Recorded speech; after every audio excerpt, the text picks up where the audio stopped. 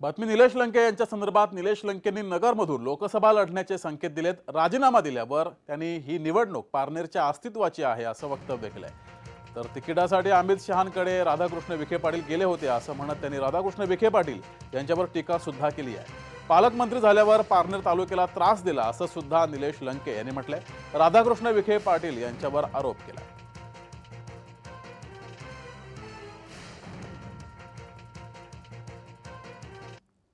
माननीय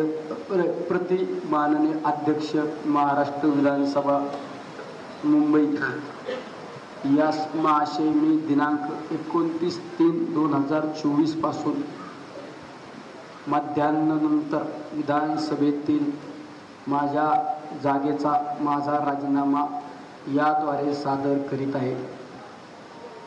दिनांक 29/3/2024 आपला विश्वासू निलेश ज्ञानदेव लंके विधानसभा सदस्य।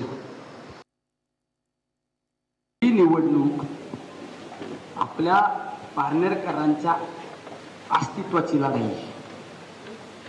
जर उद्या निलेश लंकेचा दगाफटका झाला तर सर्वसामान्यांनी राजकारणालाच आळा बसणार। ही पारनेरकरांच्या अस्मितेची लढाई आहे।